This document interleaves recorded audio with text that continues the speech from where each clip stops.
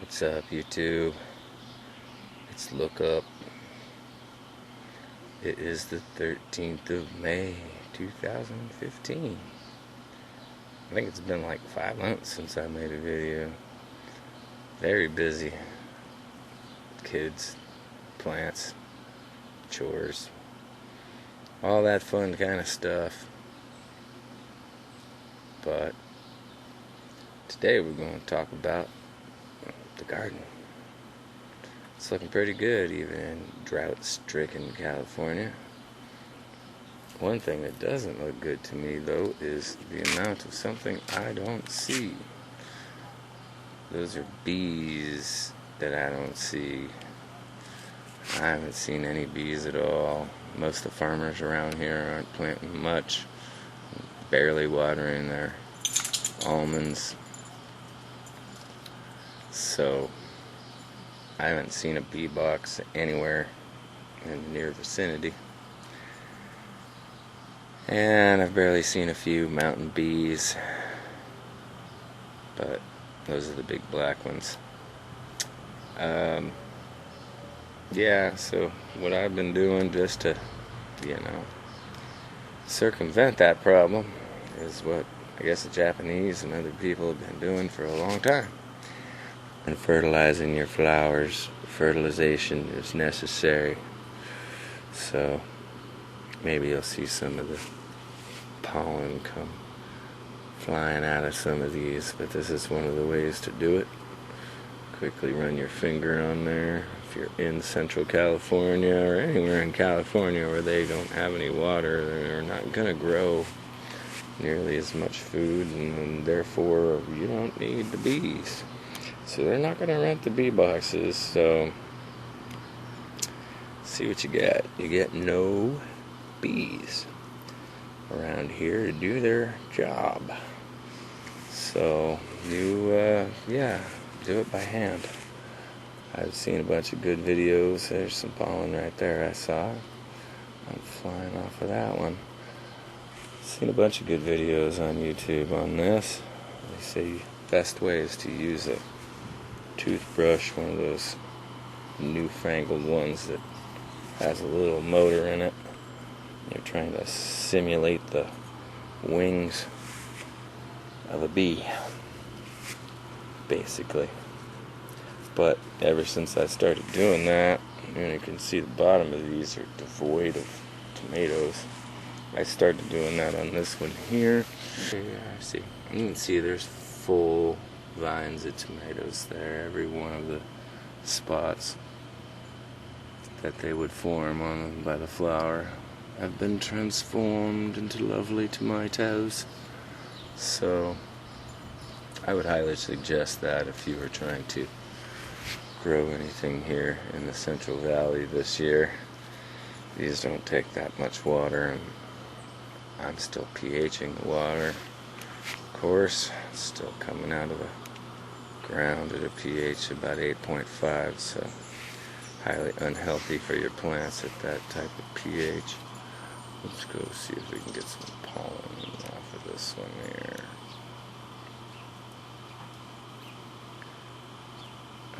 There you go. That's the next best thing. Hand fertilization, hand pollinization, yeah, that's it. So anyway, I highly recommend that for people here in California. It'll get you a much better return on your tomatoes. We don't want to grow foliage, we want to grow those things right there. Lovely tomatoes. Those are some heirlooms. Those are going to be really good. So, same thing. I just come over here and play with all my flowers. Give them a little love. And hopefully I will see a lot of returns from it, because it does take a little more time than what I would like to do. I like nature to be able to do its own thing, but obviously this year that's not happening. So I have not seen one honeybee in my yard. Not one. Usually I see hundreds by now, drinking my water coming out of the bottom of the pots or anything they can do. So yeah, it's pretty sad. I see a lot of other insects. I just don't see any bees. And so this is my quick way of doing a little self-pollination there and getting myself some tomatoes. Very nice to do. There we go. Kick them around a little bit. Have a little fun. Bang, bang, bang. There's some more flowers down in here. And so that's that. I do the same thing with the peppers. If you don't see bees, I highly suggest that you do it because, yeah, we all want to grow good food and not just grow a bunch of foliage. So that's the way you should tackle that problem. If you see not many tomatoes, then you're already got a good pH going in, so you know they're getting the right nutrients. If you don't see the bees, you're not going to get the fruit that you are looking for. So we'll go out here and check the squash too in the garden. Sorry, might get a little bumpy. Protection system. Yes, I know, baby. And coming over here to the raised bed garden in the back. Dogs love to dig it up, so they're all fenced in. Let's see if I can get it on here. There we go. Got some nice squash growing there. That's a acorn, yellow acorn squash. Somewhere down in there. I know. Won't come out on the camera, but maybe it would help if I had the right hole. There we go. Yellow crookneck squash. Plants look pretty good. Not too many pests this year. There's some green zucchini squash in there. Should be having homegrown goodness in a few days on some of these. Very happy about that. There's a few more squash in the back we just barely put down. So got another row. Not sure what we're gonna do with that. Probably gonna try some beans or put in some more tomatoes, green beans. We'll see. Anyway, that's about the extent of it. First chance I've had in a long time for a few minutes to myself. Hope everybody's doing well. Hope your gardens are doing good. That's it from California. This is Lookup Gardening. Guess I could look up once. What the heck?